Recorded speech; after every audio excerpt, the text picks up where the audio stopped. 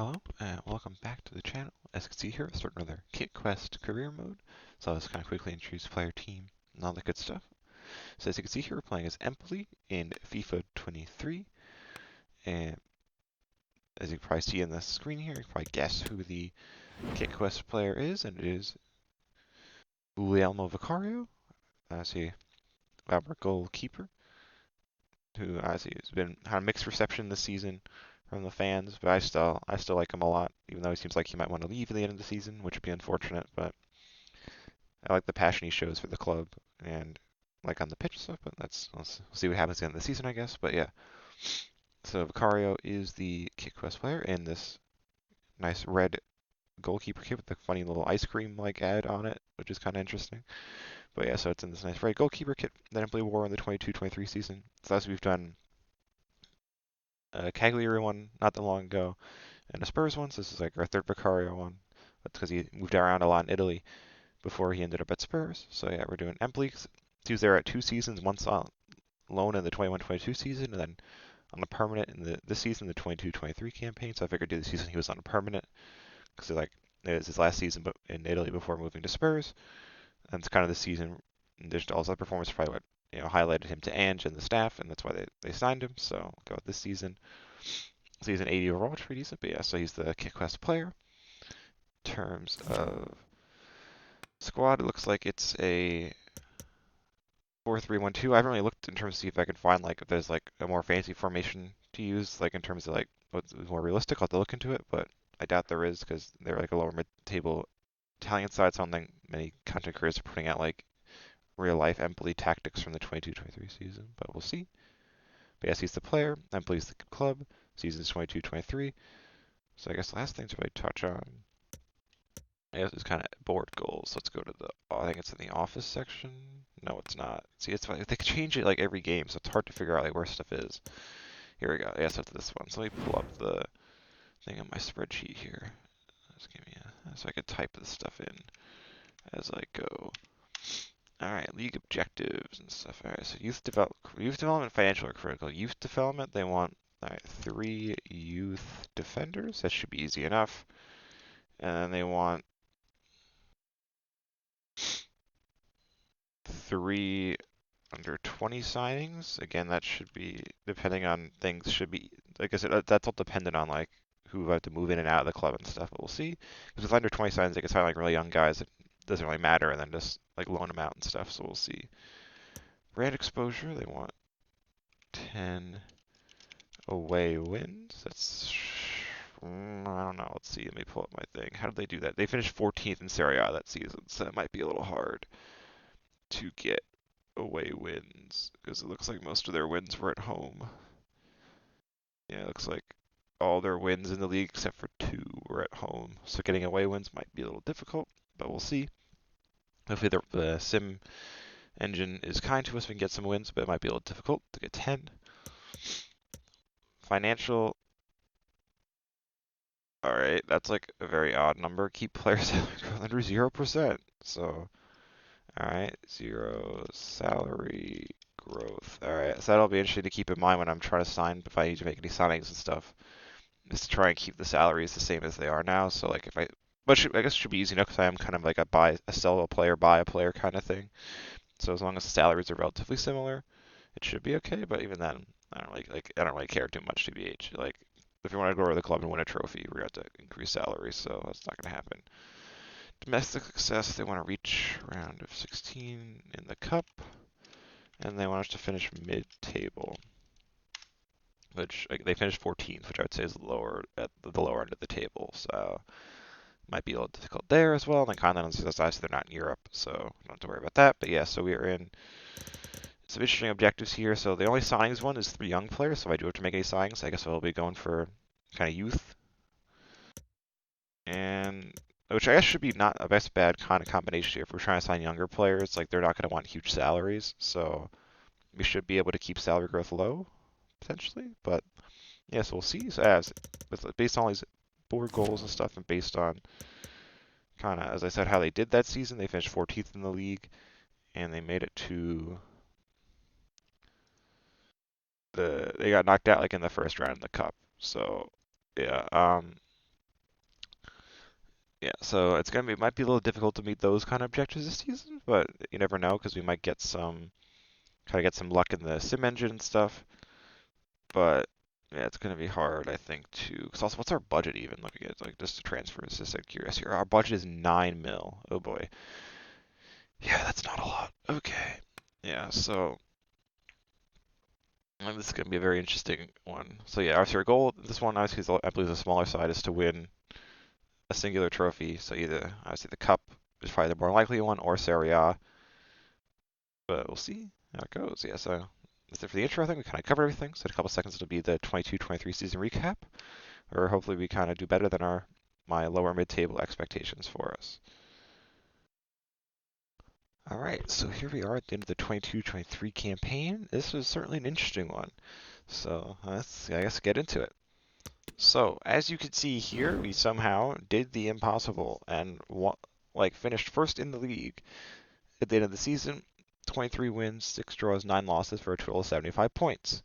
But as you can see, in second is Roma, who finished with 22 wins, 9 draws, and 7 losses for also 75 points.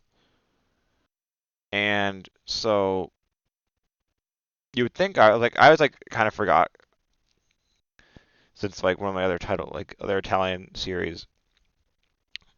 I was like, I went to the final match. So I guess we'll get into it. In the final match, we were tied on points at 72, I think, because I won the final. We were tied on points at 72 with Roma going to the final match day, which was for us it was away to Spezia, which I had to sim. So I did the slow sim obviously. So if we won the title, I could get the footage at the end. Did the slow sim, and the only thing I did was make changes because obviously the game would make subs if I quick simmed it. So I made changes and stuff as needed, and we won the match 4-1 with 2 goals from Caputo, 1 from Satriano, and 1 from Razvan Marin. And so I was like, all right, so we won the game, so we must have won the title, right? But then no, it said at the end of the game there wasn't any footage of like the ceremony or anything like that because they said like we didn't win the title. Like Ray Hudson, whatever the what are the commentators' names? It's Stuart Robson and the other chap, Derek Ray. Boom, there we go. They Derek Ray was all like, oh, they didn't win the title, disappointing, blah blah blah. And I was like, wait, why? We won the match. Why wouldn't we have won the title? And I was like, oh wait. And I went on the Wikipedia page for the 2022-23 season for Empoli that I had up in my tabs anyways, and looked at the table thing and remembered that they have the weird tiebreaker thing for champions for the top and the bottom of the table essentially, which according to the Wikipedia thing, should the first and second or 17th and 18th place teams at the end of the season. I don't get why the bottom two would do that. It's weird. You think it would be like. Oh no, that makes sense. 17-8. Never mind, I'm stupid. Okay. A playoff tiebreaker match was held at a neutral site to determine the title and final team relegated, respectively. Okay. So I was like, all right, so we have to play the match against Roma to decide who's going to win the title. Except there wasn't any match. So I don't really know what happened, to be honest, because I guess we technically won the title because I think that if we go into these if you go up here into these the news tab, we go to club news. Yeah, it says we won the title here, and there was the picture. There was is it gonna be here maybe? No, I don't think so because they got rid of this crap. Yeah, okay, because all the European stuff. There was a picture, kind of the picture of our the manager and Vicario sitting at a table with the title. I think it was the title. What is the trophy shaped like? Let me double check if I think it's the right thing. It's trophy cabinet. Yeah, no, there was a picture of the manager and Vicario with the title. So I guess we technically won the title, but because the game doesn't have the playoff match for whatever reason in it, but I don't really feel good about claiming that title because we should have played a playoff match against Roma to decide who would win the title. So we didn't actually win, I guess. I don't know, it's a weird situation, but yeah. So it's one of the strangest things I've encountered here. Because there should have been a playoff match at some point, but there wasn't one. We finished tied on points with Roma. The rest of the top four, as you can see, was Napoli and Inter. And then Lazio finished in fifth, which has been unfortunate because they were right in and around the title race for most of the end of the season. Because originally at the beginning it was us and Napoli. Napoli kind of faded away, and Lazio kind of shot up, but then they must have faded away a little bit at the end.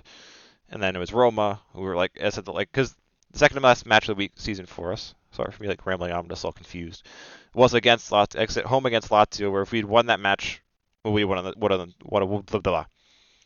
see, I'm like all over the place. We would have won the title if we beat Lazio at home in match week 37. That was another one they lost during the actual season that year, so I simmed the match against like the slow sim thing like on the screen. I think EA came up with some stupid name for FIFA. Like I forget what the name was called, but whatever. And we lost the match 3-1. So I was like, that's why it came down to the final day of the season, anyways. So yeah, Lazio was still in it even then, but I guess it wasn't enough for them because like Rome was ahead of them anyways and stuff. But neither here nor there. And then yeah, so Lazio in fifth for Europa League and Milan in sixth for Conference League. And if we go at the bottom, the three relegated clubs were Hellas Verona, Cremonense, and Spezia, which they didn't have to deal with the whole tiebreaker thing there either, because Hellas Verona finished on 31, Sampdoria finished on 32. Yeah, I'm pretty sure actually, was this the year? I think this was the year Igor Tudor was at was at Hellas Verona. So I'm just double checking. I'm pretty sure 22-23 was when Igor Tudor was at managerial statistics. Oh no, he wasn't? No, he was at Marseille then. Yeah, that's right. He was at Marseille that season. Okay. That's like he was in the Champions League games. Okay, never mind. Because I was like, oh wait, this is the season Igor Tudor was at Hellas Verona, but it wasn't. That was FIFA 20. That would have been 21-22. So never mind. So just ignore this last half minute of me like thinking being an idiot. But yes, Hellas Verona got relegated along with Cremonense and Spezia. So yeah, a weird season where like we won the title, but like kind of didn't at the same time. So a little funky. But thankfully, if we go to the next thing, it doesn't really matter in the end because we won. We somehow did the hypothetical technical domestic double, and we won the Coppa Italia, beating Inter in the final. So how do we get there?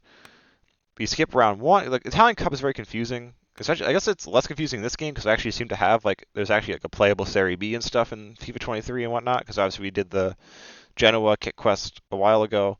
But yeah, so we got matched up against Leaning Tower of Pisa in technically round two of the Cup, which because that season, if you go to the Coppa Italia, Empoli got knocked out on pens to SPAL in the round of 64. So I just quick sim this match, like assuming this was kind of going to be the equivalent round or so, sort of, kind of, sort of. Quick simmed it with a relatively rotated side. We drew 1-1 after 90 minutes with a goal from Baldanzi, and then it went to pens, and we won 5-4, as you can see, 5-4 on pens to advance to the next round. So the rest of these, I chucked them in the randomizer and did what the randomizer said. So then round three, we got Bologna, another Serie A side, and I got play, so I rotated for the cup. So we were kind of sort of in a title race in January. Like I said, January was when end of December, beginning of January is when the cup started. We were away to Bologna, won 3-0 with 2 goals from Piccoli and one from Liam Henderson, who was man of the match in that one. And obviously, it's a clean sheet. Vicario kept a clean sheet in that one, which is nice. Round of 16, where things started to get really spicy. We got drawn away to Lazio, so I was like, all right, that's probably it. And again, I got a quick sim for that. Didn't rotate. I played my strongest side for this one because I was like, we might as well try. Because I was like assuming at that point there was like no way I was going to keep up the momentum and like still be in the title race by the end of the season. So I was like, let's try and focus on the cup. Put out my strongest side, quick simmed it, and we somehow won 2-0 with goals from Satriano and Razvan Marin. And Vicario was man of the match for that one. He's the only man of the match for the entire season. And there's a big clean sheet in the cup there against Lazio. Quarterfinals, we then got another of the big boys in Italy. We got man, I'm all over the place today. Sorry. Juventus away at the Allianz Arena, which is I don't know if it's still the sponsor there, but that's what it was then. So that Juve away at Juve. Again, got quick sim, but this time I actually rotated, which is kind of funny. And I rotated a little bit. And we somehow still won 3-2 with goals from Henderson, Piccoli, and Satriano, and Piccoli was man of the match. And I was like, all right, this is we really are like kind of in here in the cup, so we might be able to make a go of it, especially depending on who we got in the semis. And we got the easiest semi of Genoa, who were obviously in Serie B at the time. And the first leg, I got quick simmed it with a rotated side, and drew 1-1 with the goal, Francesco Caputo goal, to set it back to Empoli with kind of like everything to play for. And then I got draw slash, okay, so like the slow sim, and we smashed them 5-0, thankfully, with goals from 2 from Destro, 1 from Piccoli, 1 from Saturano, 1 from Vignato, and Kakache, somehow, the left back, was our man of the match, but he also had a couple of assists, I guess. But so we won on aggregate 6-1, and they got Inter in the final. And it's kind of funny because we played Inter in the league right before match day 36 in the league at home. I put out a rotated side, quick simmed it, and we won 1-1. So I was like, no, 1-1. We won 1-1. We drew 1-1 with a Piccoli goal. And I was like, all right, we drew them in the league. I'm feeling confident because I got sim for the cup final as well. Did the slow sim obviously, so I get the footage at the end, which you'll see at the end of the video. And I was like, all right, we were able to draw them 1-1 with me rotating the side pretty heavily. So I was like, all right, we might have a chance at the final. And as you can see, we did end up winning as I said, winning the final 3-1. And kind of the irony, kind of the interesting storyline here is the 2 goals and the man of the or 2 of our 3 goals and the man of the match in the final was Martin Satriano, who was on loan at Empoli from Inter. So obviously because like everywhere else besides England, players on loan can play against their parent club pretty much. Satriano was able to play, and he bagged a brace, and we won 3-1. The kind of clinching goal was from Bandinelli, which I think was his only goal of the season. So mega clutch from him. But yeah, so Satriano thrusting the dagger into the heart of his parent club and winning us the Coppa Italia. So we have this trophy. At least this is like a successful kick quest. Because I honestly don't know what I would have done if we had lost in the cup final and then the same thing kind of played out in the title race. I probably would have done another season because I would have felt a little icky about the whole title thing, and because there wouldn't be any footage of us like lifting a trophy or anything to go with it. So we probably would have done another season. But because we won the cup here, I have like footage of Vicario hosting a trophy in that nice red goalkeeper kit. We don't have to worry about it. So yeah, that's everything for the kind of the league and the cup. Obviously, we weren't in Europe, but we can still kind of check out the results of how those competitions went. So Madrid beat Frankfurt in the Super Cup. Not a surprise there. Champions League, Bad City won the Champions League as they did that year. They beat Inter in the final that year, I'm pretty sure, but they beat Barcelona here. And then Man United won the Europa League against Monaco. Who won the Europa League that year? I want to say it was like Sevilla again. If I like had to take a guess, but I don't remember. To be honest, in the Conference League, I'm sure this is when West Ham won the Conference League, but Villarreal here beat Nice in the final to win that. Then we circle all the way back around. So that's all the leagues and stuff. So kind of the last couple things I see is the kind of board goals, which aren't on the screen. So it's like so confusing when they change like the menus around every year. But yeah, so here we are. Youth development. They want us to sign 3 youth academy players. I was able to do that. I think a bunch of them ended up leaving in between me like simming from the last match of the season to like when the Champions League final was to see if there was going to be like a playoff match, but there wasn't. Then sign 3 players under 20. We go over the transfers. We'll go over that. Brand exposure, get 10 wins in away matches, which I was pretty certain we weren't going to be able to do, but we got 15 away matches, wins in away matches this season, which is pretty great. Financial keep. I feel like this must have been like a glitched one because it says keep player salary growth under 0%. And I don't even know if we actually like in terms of like incomings and outgoings and loans and stuff. I would have to venture that like our salary growth was like probably around or under 0. Like you like maybe even like decrease our total salary. But this probably was a glitched one. Best success finished mid-table. We obviously won the title, maybe, kinda, sorta. So we're way above mid-table. And then in the cup, they want us to reach around 16, and we won. So that was obviously very good. And then the continental success, we weren't in Europe, so nothing to really see there. So in terms of transfers, so as I said, the goal was to sign 3 players under 20. The scout report, Kylian Mbappe, LMAO. Like how are we gonna sign Mbappe and our budget was like 9 million euros? That's funny. But okay. So transfer history, we got to go to my club and sort by date. Yeah, so the first thing I brought in, let me make sure I get his first name correct here. Where are you at? So, yeah, Sebastian Walukowicz. Hopefully I pronounced that correctly. From Cagliari, obviously, one of the clubs Vicario was at. We did a Cagliari kit quest a while ago. And we brought him in for 3 mil. I think most of them had sell-on clauses. Yeah, he had a 13% sell-on clause.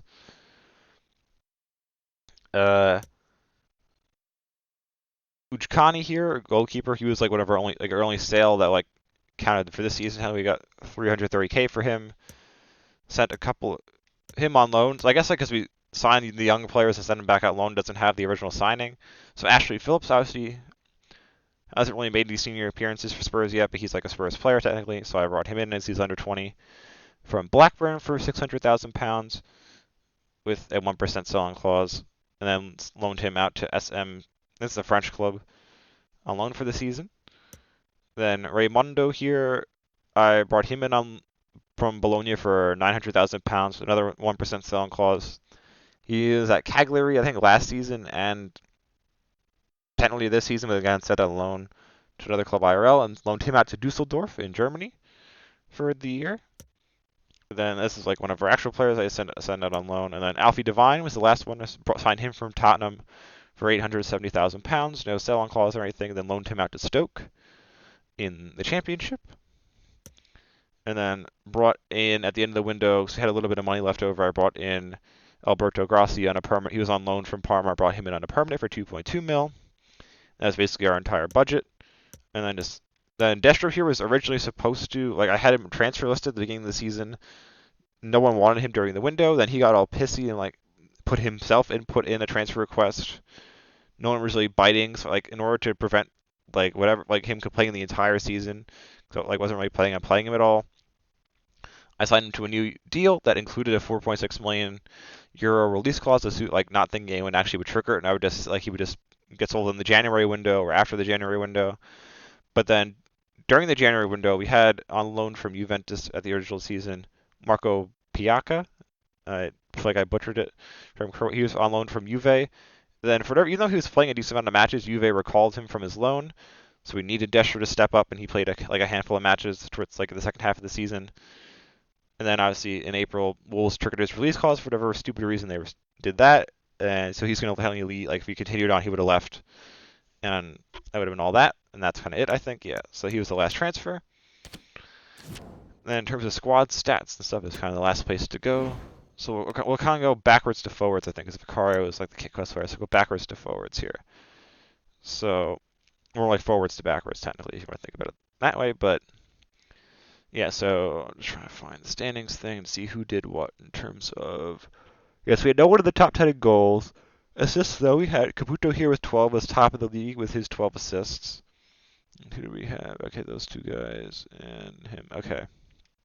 Satriano here with his 8 assists was 1, 2, 3, tied for 4th on the charts. Was I can never pronounce his name, but Kavisha Kvaratskhelia.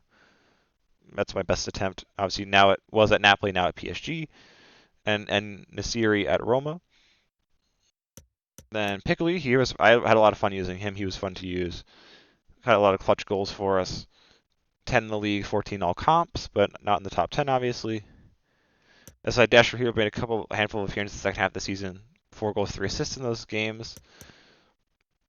Tommaso Balzani, 9 assists, was tied for 3rd with someone from Sassuolo, someone from Fiorentina, and one of his own teammates, which was his understudy Vignato, who was on loan from Bologna. He also had 9 assists in the league. And they were tied for 3rd. And I think that's everyone in the top 10 for like kind of the like offensive categories. But as you can see, that's like the fact that like Empoli like had such a bad season the year, like it's kind of surprising. But obviously, FIFA not the equivalent to real life because they had a pretty decent squad in my opinion. Like a lot of like guys in the 70s, good mixture of veterans and like young up-and-coming players. Like Balzani, a lot of potential here, so he grew a lot to an 81 overall player. So like it was a pretty decent squad to work with. Like that we were able to like kind of go on a nice run and win the title and like upset some of the big teams during the season and stuff. Like Henderson, he had a lot of clutch goals because he played a lot because see Razvan Martin here only played 23 matches all season, even though he was one of our better midfielders, because he broke his toe in match week 5 at home against Torino in a win. He broke his toe and then was out for 3 months and came back. Where is he? He came back in the first cup match. That's not true. I lied. He came back in match week 18, so he missed like what, a solid 15 or so matches, 13 or so matches in the league, he came back for the 2-2 draw against Napoli, which was huge at the time, because I always said Napoli was kind of in the title race at the beginning. So like if we had lost that match, probably would have been a bad momentum kind of killer for us, but we were able to draw. And he scored the equalizer in that match. That was pretty impressive on his return. But yeah, so he missed a lot of matches. Akpro is like a pretty solid midfield here. Like right backs both pretty decent. Center back group also not bad either, TBH. And then the full backs were pretty good as well. So we had like a couple of 80 overall plus players at the end of it. And then goalkeeper, yeah, so Vicario played literally every single match because this other guy was like terrible. And I was like, why would I ever play him if I could just play Vicario every match anyways? So that's what I did. And he ended up third in the clean sheet race with 9. Actually, no, he's technically second because the two guys above him both had 12. So he's only second in the clean sheet race with 9 in the league, 3 in the cup. Yeah, so he had an excellent season. Was our was our best, pretty much our best player for a lot of it. Made a lot of huge clutch saves because we were kind of strong up in the front, but like not too good at the back. Like we had like not too great of a defense. Like, we had like Napoli, Inter, Lazio, Milan, and Atalanta all had better and Roma all had better defenses than we did in the league. So he made a lot of clutch saves to kind of keep matches like we're ahead, prevent us from kind of just letting the lead slip away and stuff. So he was a really good season for us. But yes, this is ended up being a lot longer than it probably should have been because I was like a little all over the place and rambly. But yeah, the successful Kit Quest career mode with Vicario here, and this interesting, fun red goalkeeper kit with the funny ice cream sponsor on it. So next up on the channel, I think should be a fun one. Should be Mafia Definitive Edition, which is a game I really enjoy. So that should be fun playing that again. And after that, I think, I'm not really sure, but yeah, that should be the next thing on the channel. So hopefully you enjoyed this kit quest here with Empoli and Vicario, and you consider checking out that Mafia Definitive Edition series as well. A story of one side celebrating and the other distraught. Memories are being made. Well, just look at those scenes down there, Derek. What a contrast in emotions. Brilliant for the winners, despair for the losers. But overall, the right team won today. Yeah, you can see what it means to this tight-knit team. Real solidarity.